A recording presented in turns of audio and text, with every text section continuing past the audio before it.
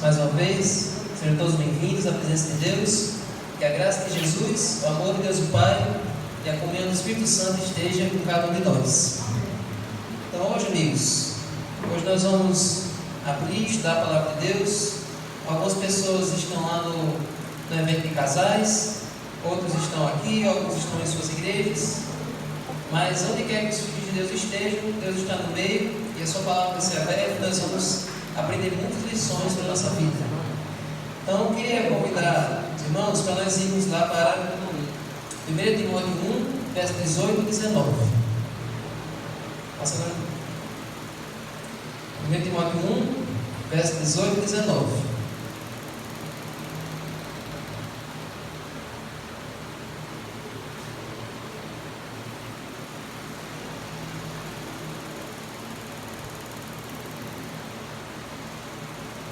Aqui é um conselho que o apóstolo Paulo dá para Timóteo, que serve para cada um de nós e para a igreja de modo geral. Mas antes da gente ler, vamos orar, vamos pedir a orientação de Deus.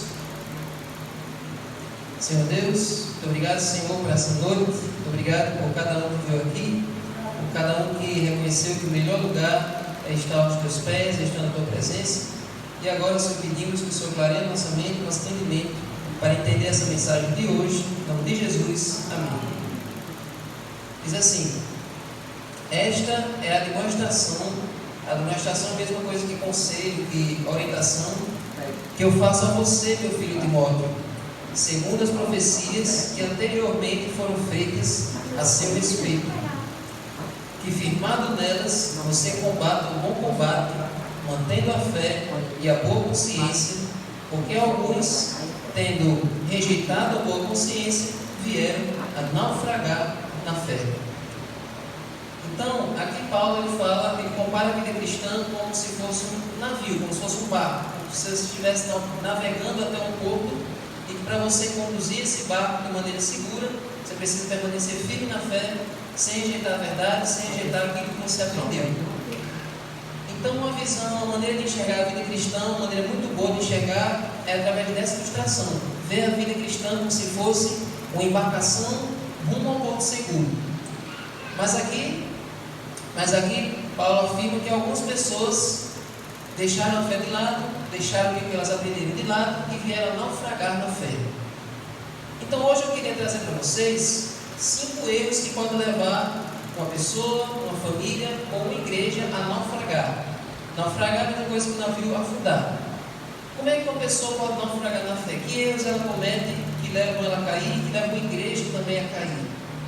Mas para falar disso, eu decidi falar esses 5 erros na história do maior naufrágio de todos os tempos. Uma história bastante conhecida, todo mundo já assistiu o filme, mas eu não vou falar daquela história do filme, vou falar do evento, do acontecimento desse naufrágio. É um naufrágio de um navio bastante conhecido que afundou há mais de 100 anos no passado. Nós vamos ver 5 erros da história desse navio, que esses 5 erros se repetem na história de uma igreja, na vida de uma igreja. E como é que nós podemos evitar esses erros? Como é que nós podemos evitar de cair nesses erros, tanto no contexto de igreja, como no contexto da família, como na nossa vida individual? Vamos lá. O primeiro erro do Titanic, o primeiro erro desse navio, é que ele, pode passar de carro, ele tinha botes insuficientes. Um navio, ele tem que ter, de um lado e de outro, vários barcos, vários botes salva-vidas, para que caso venha acontecer um naufrágio, caso venha acontecer alguma situação como aquela que ocorreu, as pessoas pudessem ir para aqueles botes e se salvarem. Então, todo mundo entende que o navio tem que ter botes para todo mundo. Mas o Titanic, que era o navio mais luxuoso da época, não tinha botes suficientes para todo mundo que estava lá dentro. O navio tinha mais de 2.200 pessoas a bordo, mas só tinha botes para metade das pessoas. Só tinha botes para 1.178 pessoas. O resto iria morrer se acontecesse uma tragédia. Então, olha só como era a cabeça desse pessoal. Eles projetaram um navio com botes que só descem para a metade das pessoas. Que só descem para a metade das pessoas. Então, o resto teria que se virar para sobreviver. Teria que se virar para sobreviver. Então, por que eles tiveram essa ideia? Por que eles não fizeram botes para todo mundo? Qual era a desculpa que eles deram para não ter botes para todo mundo? Eles achavam que quando colocavam os botes na lateral do navio, ia deixar a vista do navio mais feia. Porque o navio ele tem o que eles chamam de convés, que é aquela varandinha de um lado do outro, que é quando os passageiros andam. E ali, se tivesse botes para todo mundo, e os botes iam ocupar o espaço que era para as pessoas andarem, e quem estivesse lá de dentro não ia ter uma vista do mar, não ia ter a vista do oceano. Então, para eles, era uma decisão estética não ter botes suficientes. Era para deixar uma parte livre, que era para os passageiros pudessem transitar sem a vista ficar feia. Olha só que ideia estúpida, né? Então, quando chegou a tragédia do naufrágio, muita gente ficou sem embarcar em botes, porque todos os botes já tinham sido liberados. Mas esse é só um dos problemas. Tem mais problemas que nós vamos ver hoje. Mas o que isso tem a ver com a igreja cristã? O que isso tem a ver com a igreja? É muito comum algumas pessoas olharem para as outras e achar que uns merecem mais a salvação do que outros. Esse é um erro que às vezes a gente comete. Às vezes a gente olha para uma pessoa e pensa, essa pessoa merece mais salvação do que aquela outra. Aquela outra já está condenada e essa aqui já está lá no céu. Essa aqui já está completamente salva. A gente faz essa coisa ao pé da glória. A gente faz essa separação não somente. A gente faz essa acepção, essa divisão das pessoas. Mas qual é o conceito da palavra de Deus quanto a isso? Será que a gente deve fazer essa divisão? Será que a gente deve fazer essa diferença entre as pessoas? Vamos lá para Tiago. Tiago, capítulo 2, versículo 1. Tiago é lá no Novo Testamento, depois de Hebreus.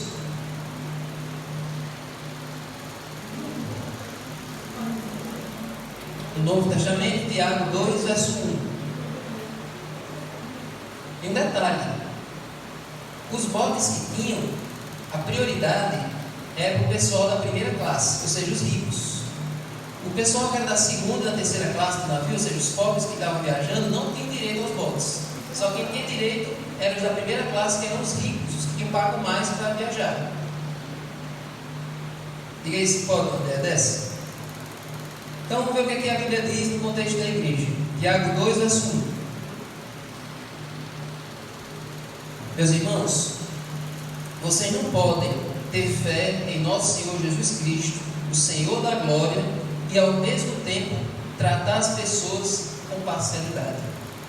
Então você não pode dizer que ama Jesus, o Senhor da glória, dizer que ama a Deus e ao mesmo tempo fazer divisão entre as pessoas, dizer que umas merecem mais o reino de Deus do que as outras. Então o que nós devemos pedir a Deus todos os dias, é que a gente possa enxergar as pessoas e ver nelas alguém por quem Jesus morreu. Se Jesus morreu por aquela pessoa, Jesus morreu por mim. Todos nós somos pecadores, todos nós precisamos de Cristo. E assim a gente não se acha melhor do que o outro. Assim a gente não exclui o outro. Assim a gente entende que todos nós estamos na mesma situação, precisando de um Salvador. E assim a gente evita de cometer o mesmo erro dos construtores do Titanic. E assim a igreja evita de cometer esse mesmo erro aqui. Amém? Agora vamos para o segundo erro. O segundo erro é... Passar cá? O segundo erro foi o despreparo dos oficiais do navio. A maioria dos homens que estavam ali, atuando no navio e atuando no momento do naufrágio, eles não estavam preparados para uma situação assim. Eles não receberam treinamento para uma situação de naufrágio. Por quê? Porque tinham colocado na cabeça que o Titanic era um navio que não afundava. Inclusive tem aquela frase que todo mundo conhece, que nem Deus afundaria aquele navio. O dono do navio disse, nem Deus pode afundar esse barco. Então, com esse pensamento, eles não fizeram treinamento dos oficiais para uma situação como aquela. Já que esse navio nunca vai afundar, já que esse navio nunca vai passar por uma situação assim, Não precisa a gente treinar os funcionários para lidar num momento como esse. E aí o que foi que aconteceu? Na hora lá do aperreio, que era para descer os botes com as pessoas saírem do momento do navio estava afundando, os oficiais não sabiam descer os botes. Eles não tinham conhecimento para fazer aquele trabalho de subir a corda, descer a corda, de baixar um lado, depois o outro, baixar ao mesmo tempo. O que aconteceu? Passou muito tempo tentando tirar um bote cada vez, e as pessoas ali desesperadas, porque o navio ia virando, né? E eles tentando tirar, mas sem saber. Aí eles começaram a usar a faca, começaram a usar canivete para ver se cortava. E assim, muitos botes afundaram junto com o navio porque não foram tirados da maneira correta. E teve alguns que eles foram tentar tirar, e os botes emborcaram. O barco virava, o barco emborcava.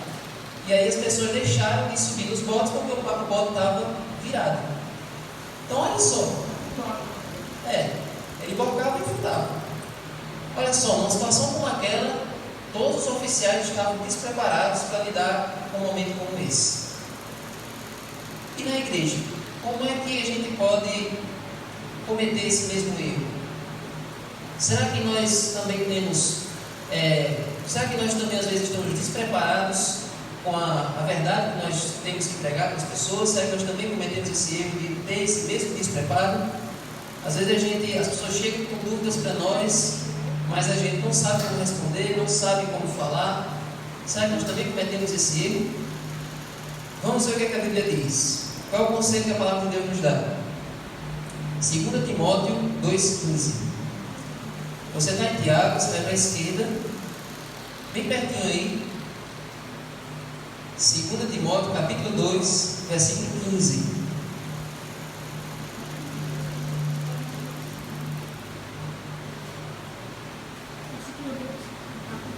2 Timóteo 2, verso 15.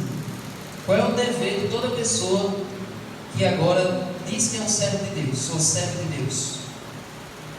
Olha aí. Procure apresentar-se a Deus aprovado, como um obreiro que não tem do que se envergonhar e que maneja bem a palavra da verdade. Então, a orientação da Bíblia é: aprenda a usar a Bíblia, aprenda a manejar a palavra de Deus, faça uso dela.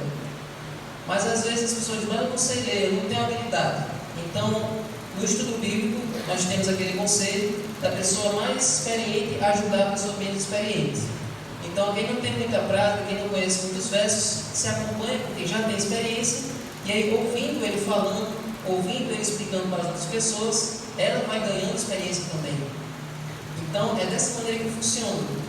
E outra coisa, todo mundo aqui já recebeu um estudo bíblico, um curso bíblico para poder ser batizado, para poder fazer parte dessa igreja. E o que é que você faz? Quando você receber esse estudo, quando você for batizado, não esqueça aquele estudo lá na estante.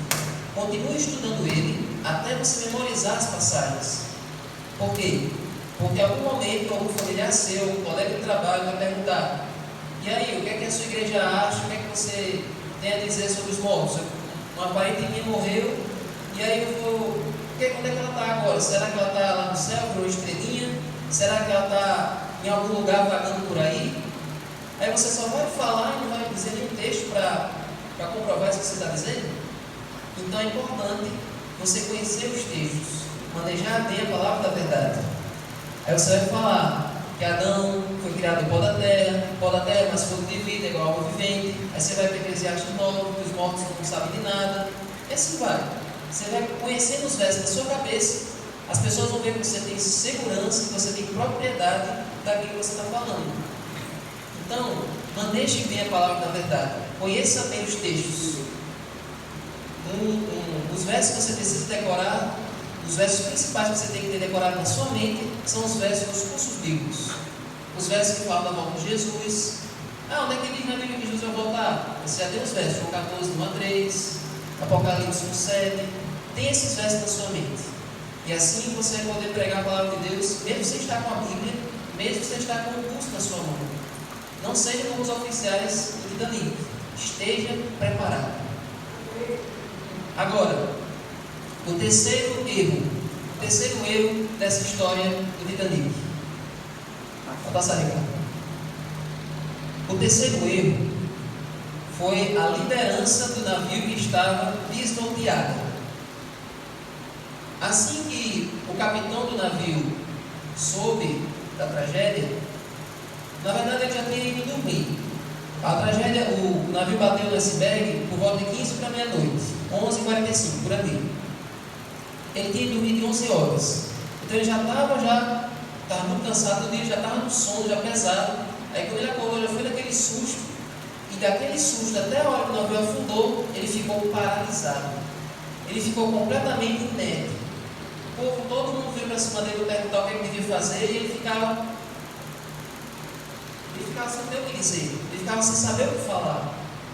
E aí todo mundo começou a ficar aperreado, porque vendo que a liderança não estava sabendo o que fazer, como é que eles iam reagir? Aí depois de um tempo, assim, ele começou a pensar no que dizer, aí deu aquela ordem famosa: mulheres e crianças primeiro. Só que ele deu essa ordem para dois homens, para dois oficiais. Um entendeu, mulheres e crianças primeiro, ou seja, enche os botes com mulheres e crianças, se sobrar espaço, aí coloca os homens. Só que o segundo oficial entendeu assim: somente mulheres e crianças, ou seja, você só pode encher os barcos com mulheres e crianças. Se tiver um homem, não deixe o homem entrar. É o que aconteceu. Muitos botes saíram pela metade. E a mais da metade do bote vazio, e várias pessoas, vários homens ali no convés esperando para descer, mas aquele oficial não deixava ele descer porque ele tinha entendido que era somente mulheres e crianças. Não era para nenhum homem entrar no bote. Diga aí. Então, isso é o papel de uma liderança desnorteada. E ele ficou parado, ficou sem saber o que falar, até ele morrer. Quando ele morreu, aquela cena famosa que vocês conhecem, ele foi lá para a sala que ele controlava o navio, se agarrou no leme e a água levou ele, ele se afogou, ele morreu. Levou ele para sempre. Mas aí você vê, o que acontece com uma liderança sem norte, sem rumo, o que uma liderança desnorteada faz no rumo de um navio como aquele? E numa igreja, o que uma liderança sem foco, sem objetivo pode fazer? Vamos ver lá em Ezequiel 34, verso 2 e 4. Qual é o conselho, qual é a repreensão que Deus dá para um líder que não guia o seu povo com um foco definido? Ezequiel é lá no meio dos profetas maiores, lá no meio da Bíblia. Você abre no meio da Bíblia, tem Salmos, aí você vai para a direita, Provérbios, Eclesiastes, Cantares, aí vem Isaías, Jeremias, Lamentações, aí vem Ezequiel. Ezequiel 34, vamos ver o verso 2 e 4.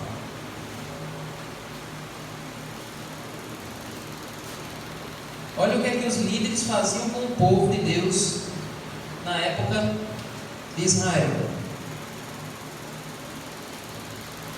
Deus dizendo para o profeta: filho do homem, profetize contra os pastores de Israel, profetize e diga-lhes: assim diz o Senhor Deus, ai dos pastores de Israel que apacentam a si mesmos. Será que os pastores não deveriam apacentar as ovelhas? Olha o verso 3. Vocês comem a gordura, vestem-se da lã e matam as melhores ovelhas para comer, mas não apacentam o rebanho. Vocês não fortaleceram as fracas, não curaram as doentes, não enfaixaram as quebradas, não trouxeram de volta as desgarradas e não buscaram as perdidas, mas dominam sobre elas com força e tirania. Já pensou? Você ser um pastor de um rebanho e você não cuidar das ovelhas doentes, você maltratar elas, você comer elas. Então, Deus usou essa ilustração para mostrar. Cuidar das ovelhas. Do jeito que o vaqueiro ele cuida do gado, é assim que os pastores faziam. Davi, ele ia com o cajado dele só tangendo as ovelhas para os pastos, para elas comerem. Então, aqui Deus está dizendo para os líderes do povo de Israel naquela época: vocês não estão cuidando do povo, vocês estão desencaminhando eles. Eles seguem vocês para adorarem os ídolos. Então, quando o rei de Israel começava a adorar um ídolo, o povo dizia: se o rei está adorando, eu vou deixar de adorar a Deus e vou começar a adorar o ídolo. Se meu líder está fazendo isso, então é o certo, eu vou seguir ele. E como as pessoas seguem pessoas, toda pessoa tem uma tendência natural a seguir outras pessoas. Então, como o povo viu o líder fazendo o errado, então todo mundo ia na corda daquele líder. Então, se o líder não está buscando a Deus, a igreja também não vai buscar a Deus. Se o líder não é missionário, a igreja também não vai ser missionário. Se o líder não é amoroso, a igreja também não vai ser. Então, é dever de quem está na liderança conduzir pelo exemplo e pelas suas palavras a igreja a seguir os seus passos. Se aquele comandante do Titanic tivesse sido mais firme, se ele tivesse tido uma postura calma diante daquela tragédia, talvez mais vidas teriam sido salvas. Talvez ele tivesse contornado melhor aquela situação. Porque quando o povo viu ele assim, aí todo mundo ficou desesperado. Você lembra das cenas, o povo correndo, o povo tudo querendo se salvar, querendo proteger, todo mundo louco pela sua vida, porque não tinha um plano de salvação para todo mundo. Então, numa igreja é preciso ter justamente o contrário. Que no meio, quando o mundo está caindo, que a igreja possa estar em paz, que a igreja possa estar segura, porque tem uma liderança firme e uma igreja que segue o exemplo do seu líder e do nosso líder supremo, que é Jesus. Amém? Agora vamos para os 2 últimos erros do Titanic. Agora esses erros são bem bizarros. Vamos para o 4º erro. Pode passar. Falta de binóculos. O que é que aconteceu? No dia da saída do navio, tinha um cara que era responsável pelos equipamentos dos vigias do Titanic. No dia da viagem, esse homem foi substituído. Aí o que acontece? A sala que ele deixava os equipamentos dos vigias, ele deixou trancada. Então os vigias foram para a viagem com o Titanic, mas os binóculos ficaram presos lá naquela sala, lá no porto de onde o Titanic saiu. Então eles foram para a viagem sem equipamentos para ver a distância. E aí, você ir para uma viagem, mas sem binóculos, sem nenhuma luneta, sem nada para você ver o que estava mais para frente do navio. E além desses binóculos, eles deixaram também os sinalizadores do navio e deixaram lá naquela sala trancada. Aí o que foi que aconteceu? Naquela noite do naufrágio, os vigias eles ficavam num poste, num mastro, bem na frente do navio, e o dever deles era, quando eles vissem alguma coisa de estranho no horizonte, era eles ligarem lá para o comandante para o navio mudar de direção, para o navio fazer a manobra e não bater no iceberg.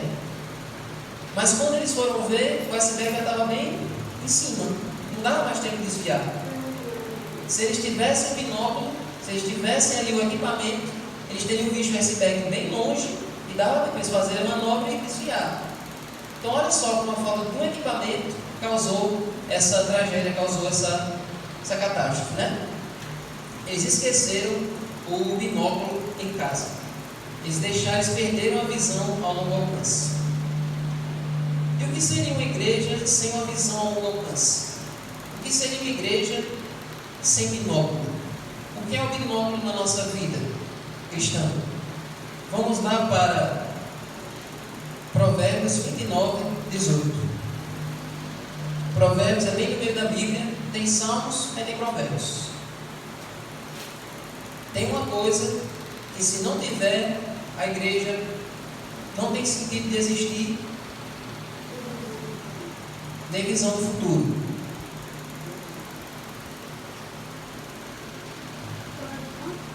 Provérbios 29, 18.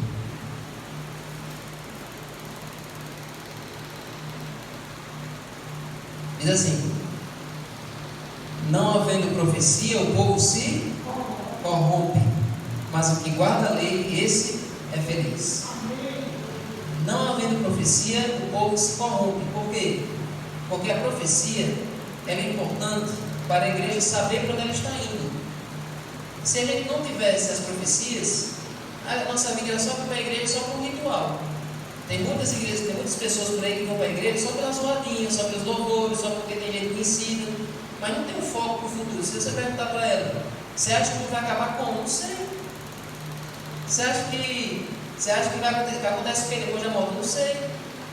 Você acha que a gente morre e vai para onde? Tem alguma coisa depois disso? Não tem.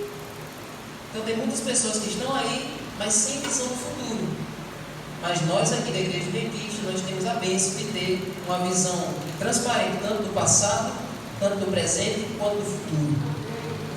Quando você estuda as profecias, você entende uma coisa: tudo que Deus disse que ia acontecer no passado, aconteceu. E se Deus disse que ia acontecer, aconteceu, Deus é digno de confiança. Você pode acreditar nesse Deus, você pode confiar nesse Deus. Porque se o que Ele prometeu anos antes, centenas de anos antes, aconteceu lá atrás, o que Ele prometeu que vai acontecer no futuro, vai acontecer. Jesus vai voltar, a gente vai para o céu. Isso é realidade. Se não tivesse as profecias do passado, se não tivesse as profecias do presente, nenhum de nós acreditaria na volta de Jesus. Mas justamente pelo fato delas existirem, isso aumenta a nossa fé. Por isso que quando as pessoas disserem para você que a nossa fé é uma fé cega, é uma fé sem base, sem evidências, não acredite nisso. A nossa fé tem evidências. A nossa fé tem uma base firme, que é a base das profecias. Agora, uma outra bênção que vem de acreditar nas profecias. 2 Crônicas 20:20. Você está aí em Provérbios, vai para a esquerda agora. 2 Crônicas 20:20. O que acontece se eu acreditar nas profecias? O que acontece na minha vida? 2 Crônicas, capítulo 20, verso 20.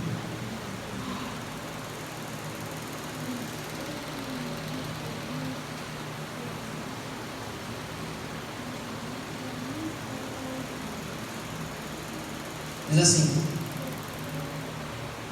na manhã seguinte, eles levantaram cedo e foram para o deserto de Tecoa.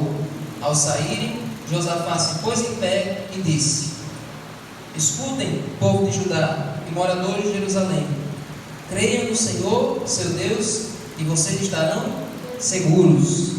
Creiam nos profetas do Senhor, e vocês serão bem-sucedidos. Ou vós prosperareis. Você quer ter prosperidade? Quem quer ter prosperidade na sua vida? Você quer ser bem-sucedido? Quem quer ser bem-sucedido? Acredite nos profetas de Deus, acredite nas profecias, que é a sua vida, o seu futuro vai ser um futuro de esperança. Amém? Vamos agora para o último erro. O último erro de Titanic que a gente deve evitar de cometer. Pode passar, Ricardo. O último erro foi a rejeição aos avisos. Naquela noite, não era só o Titanic que estava fazendo aquela viagem. Tinha vários outros navios. O navio mais próximo do Titanic, o nome dele era Califórnia. E tinha um navio que era mais longe, o nome era Carpátia. Esse Califórnia, ele foi camarada com o Titanic e ele decidiu avisar o Titanic. Ele mandou uma mensagem, o operador de rádio do Titanic mandou uma mensagem, o operador de rádio do Califórnia mandou uma mensagem para o operador de rádio do Titanic. Ele dizia assim: olha, eu estou ligando aqui para avisar vocês, eu sei que está tarde, mas só por precaução, a gente está entrando agora no campo de gelo, as águas vão estar muito paradas, então eu recomendo que vocês diminuam a velocidade, vão mais devagar, para evitar vocês baterem algum iceberg. Estou só avisando aqui para vocês, só por precaução, mas eu sei que vocês sabem, eu sei que vocês são o maior navio do mundo, vocês devem saber disso mais do que eu. Aí o que foi que o operador de rádio do Titanic fez? Ele desligou na cara do operador de rádio do Califórnia. Ele ouviu aquele aviso e disse: não, a gente está indo ligeiro porque a gente quer chegar um dia antes. Eles tinham feito um prazo para eles chegarem lá em Nova York. O Titanic ia sair lá da Inglaterra e ia para os Estados Unidos. Eles tinham um prazo e o dono do navio disse assim: olha, você pode fazer esse navio de cacete porque eu quero chegar um dia antes do prazo, para mostrar que nós somos o navio mais rápido do mundo, nós somos o navio mais poderoso que já existiu. Então o objetivo deles era chegar um dia antes do combinado, para impressionar o mundo com a velocidade do Titanic. Então o operador de rádio disse: não, a gente está indo rápido porque a gente quer chegar ligeiro e a gente não vai parar não, a gente sabe do caminho, a gente é precavido, nós somos bravos, nós somos incríveis, nós somos preparados. E aí ele desligou na cara do operador de rádio do Califórnia. Aí o operador de rádio disse: não, se ele sabe, então eu vou dormir. Já estava, era 11h30 da noite, ele foi dormir. E ele e os outros oficiais, o comandante do Califórnia, foram dormir. E o pior daquela noite, gente, é porque a água estava muito parada. Naquela região que o Titanic estava navegando, é uma região muito próxima do Ártico. O planeta Terra tem duas partes, que são as partes mais geladas, que ficam bem nos polos. No Polo Norte é chamado de Ártico, o Polo Sul é chamado de Antártica. Então o Titanic estava viajando bem perto do Polo Norte, bem perto do Ártico, e viajando por um campo de gelo. Então a água ficava muito parada, porque a água estava muito gelada, quase congelada, e assim era mais difícil saber quando tinha um iceberg, porque quando a água ficava agitada, quando tinha ondas, as ondas batiam no iceberg e dava para ver a onda batendo, e aí dava para saber. Mas com a água parada não dava para perceber, era mais difícil detectar. Então por isso que o operador de rádio do Califórnia teve essa consideração com o Titanic. Mas o Titanic ignorou os avisos. Mas ainda tem um outro erro escondido aí, um outro erro que eu não falei. Vocês lembram daquele homem que deixou a sala trancada lá no porto? Deixou o binóculo preso lá? Naquela sala também, o cara que era responsável pela sala, deixou trancado os fogos de artifício que era para pedir socorro, que eram fogos vermelhos, com a luz vermelha. Então o Titanic levou os fogos que se soltavam no Réveillon, fogos brancos. Aí na hora, fogo de festa. Então na hora que o Titanic já estava bem empenado, e vocês lembram da cena do filme que eles ficam soltando os fogos para chamar os outros navios, o que os outros navios entenderam daqueles fogos é que eles estavam comemorando a velocidade que eles estavam tendo. Foi.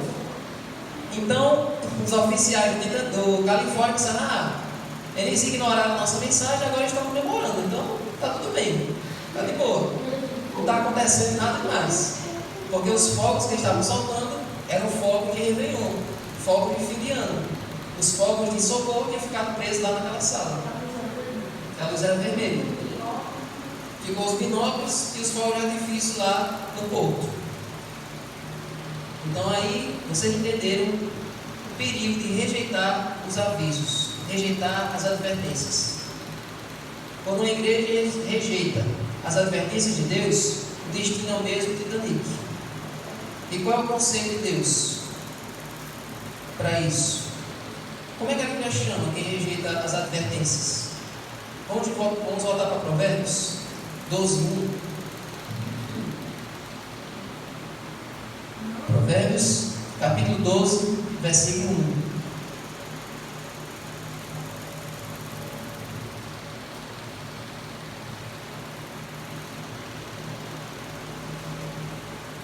Provérbios 12:1 é um conselho que você deve levar para a sua vida.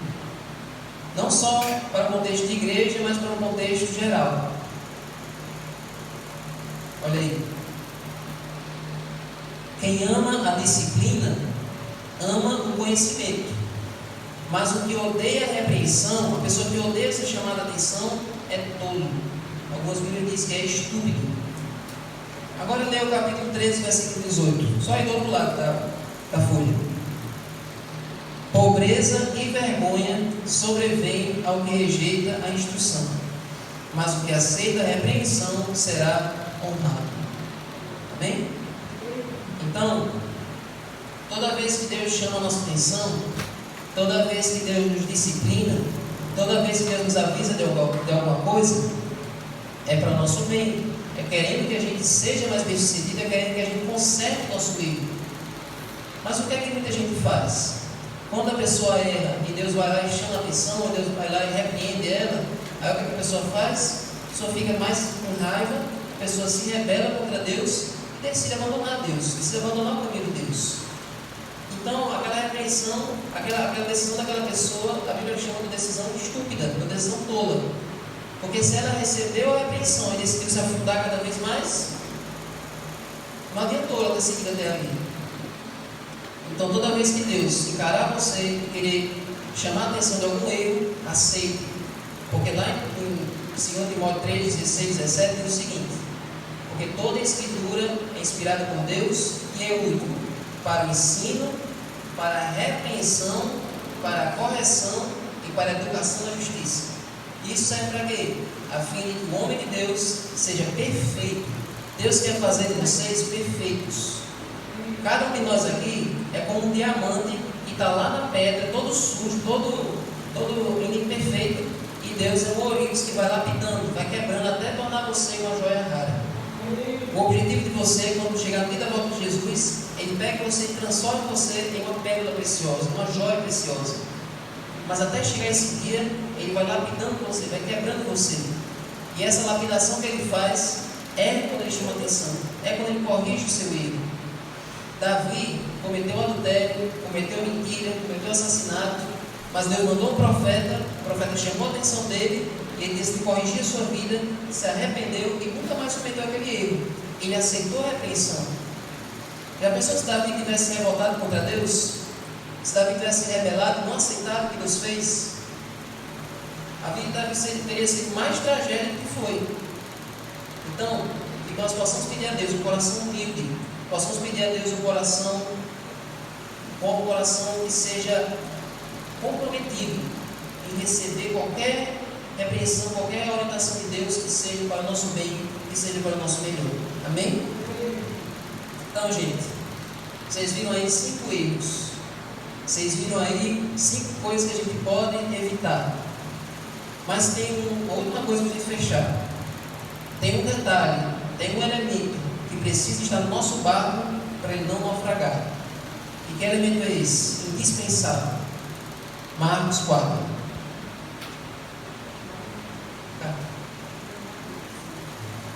Marcos 4.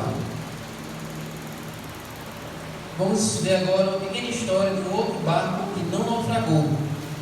Ele não estava no mar calmo, estava no mar agitado, mas que por ter uma pessoa diferente, aquele barco chegou até a outra margem. Marcos 4, vamos ver do verso 35 em diante. Naquele dia, sendo já tarde, Jesus disse aos discípulos: vamos passar para outra margem?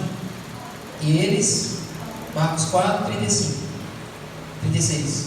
E eles, despedindo a multidão, o levaram assim como estava, no barco, e os outros barcos o seguiam. Ora, levantou-se grande temporal do vento, e as ondas se arremessavam contra o barco, de modo que o mesmo já estava se enchendo de água. E Jesus estava na popa, dormindo sobre o travesseiro. Os discípulos o acordaram e disseram: Mestre, o Senhor não se importa que pereçamos? E ele, despertando, repreendeu o vento e disse ao mar: acalme-se, fique quieto. O vento se acalmou e tudo ficou bem calmo. Amém?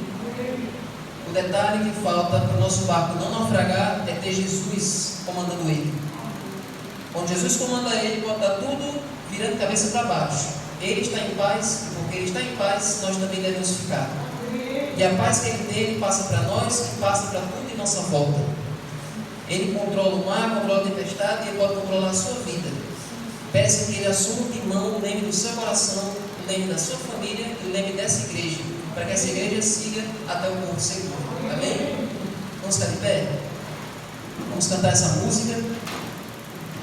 Vamos cantar essa música que fala justamente da nossa esperança de que tem alguém no controle da nossa vida e com ele no comando, nós não precisamos ter medo de naufrágio, não precisamos ter medo de nenhuma tragédia.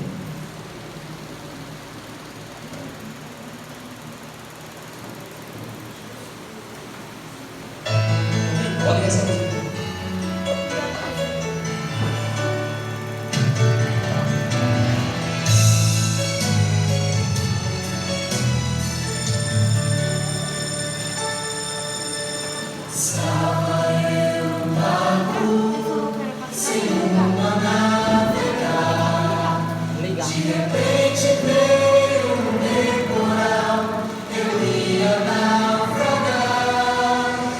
Os ventos me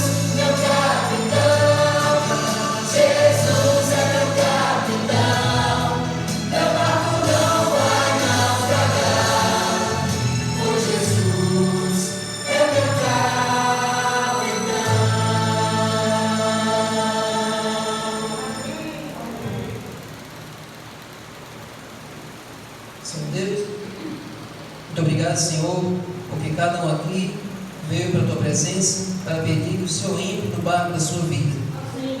Até aqui, Senhor, tentamos controlar, até aqui tentamos conduzir a embarcação do nosso jeito, cometemos vários erros, não atentamos aos detalhes, não nos aprofundamos em Tua palavra, e até aqui, Senhor, nós tivemos o risco de naufragar, mas pedimos, Senhor, que o Senhor assuma o controle da nossa vida, porque a gente não sabe fazer isso.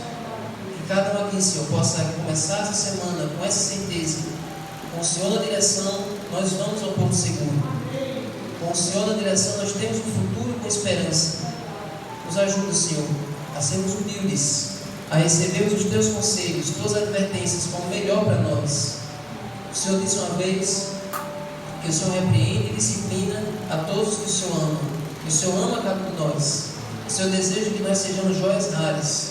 Mas para isso, nos ajuda a ter humildade de permitir que o Senhor nos lapide, que o Senhor nos transforme, que o Senhor nos mude a cada dia. Abençoa cada pessoa, leva a paz para as suas casas. Em Jesus. Amém.